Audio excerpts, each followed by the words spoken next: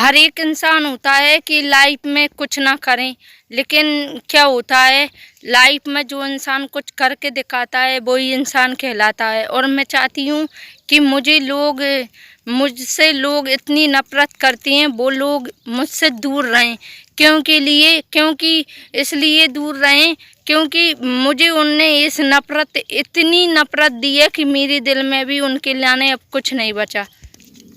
और मैं चाहती हूँ कि जब इंसान मुझे ठुकरा दिया तो क्यों ना हम उनको भी ठुकरा दें, ताकि उनको गलती का एहसास हो। अगर ऐसा कोई मनुष्य ठान लेता है कि गलती का एहसास हो, तो एक बात बता दूं, गलती का एहसास होता ज़रूर है वो, लेकिन बताता नहीं कि मुझे इस गलती का एहसास है। हर किसी को गलती का एहसास है। मुझे ये देख लो कितनी मुश्किल से मैं पार हुई हूँ, और आज मेरे सब्सक्राइबर 400 से ऊपर हैं, यानी 480 हैं। तो मैं चाहती हूँ मेरा वॉच टाइम और सब्सक्राइबर पूरे हों और मुझे सैलरी मिलने लगे। मुझको हर किसी ने सताया है, यहाँ तक कि ससुराल वालों ने भी मुझे कचरे की तरह फेंक दिया था। तो मैंने कुछ ऐसा नहीं किया था कि मैं बहुत रोती थी, और मैं मजबूत नहीं बनी थी उस वक्त। और मैं इस वक्त अभी ट्यूबवेल के पास बैठी हूँ, ये देखिए। तो मैं मजबूत नहीं बनी थी। तब क्या हुआ, मुझे मजबूत बनना नहीं आया। क्यों नहीं आया? क्योंकि मेरा साथ मेरे मायके वाले ने भी नहीं दिया। धीरे धीरे वो भी ठुकराने लगे। तो इसी तरह से ठुकराते ठुकराते जब मुझे ठुकरा दिया तो मैंने सोचा कि क्यों ना, जब इन लोगों ने मुझको ठुकरा दिया, सिर्फ मेरी माँ ने साथ दिया, तो अपन क्यों ना अपनी माँ के लिए कुछ करें। तो मैंने एक ही बात सोची कि मम्मी के लाने ही सही, अपन मम्मी की अच्छी बेटी बनकर तो दिखाएं।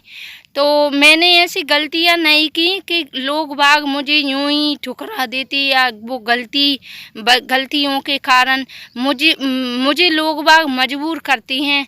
असली बात तो ये है, मुझे लोग बाग बहुत मजबूर करते हैं। क्यों करते हैं ये तो मुझे भी समझ में नहीं आता, लेकिन इतना मजबूर कर देती हैं कि मैं चट्टान बनने पर मजबूर हो जाती हूँ।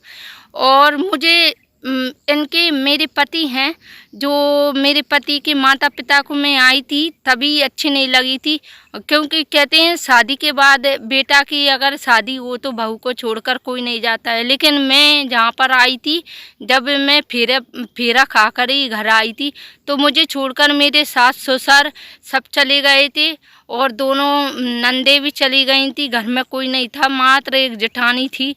सब लोग चले गए थे। तो मैं यही सोच रही थी, मैंने इनका क्या किया, मुझे ऐसा क्यों धुतकार रहे हैं। तो मुझे ऐसा ही मतलब ऐसी ऐसी घटनाएं हुई मेरे साथ कि मैं आंसू रूम में बंद होकर और आंसू बहाती थी। आंसू बहा बहा कर मैंने जब मेरी मम्मी से बोलती थी, तो मम्मी बेटी ये कर्म के फोड़ा हैं।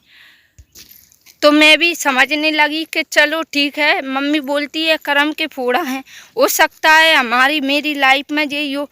लेकिन मुझे आज मैं वीडियो बनाती हूँ तो एक ही बात नज़र आती है, हो सकता है मुझे धकेला इसलिए क्योंकि मेरे पैरों पर मैं खड़ा हूँ, और मुझे धक्का इसलिए दिया है, ठाकुर जी ने इसलिए धक्का दिवाया है कि मैं अपने पैरों पर कुछ करके दिखाऊं, या मेरी ज़िंदगी में कुछ ऐसा होने वाला है जिससे लोग बाग मुझे धक्का दे रहे थे, वो पीछे जुड़ने के लिए ईश्वर ने कुछ ऐसा संकेत, या मुझे तो मैं बता दूं, मुझे ठाकुर जी पर बहुत विश्वास है, और मैं चाहती हूं कि ठाकुर जी सबको धक्का दिलाता है।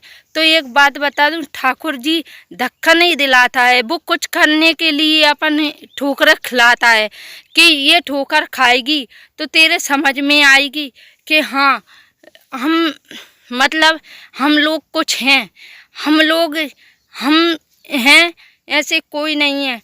ठोकरों से इंसान मजबूत बनता है और चट्टान बनता है, और कुछ कर दिखाने का हौसला बुलंद रखता है।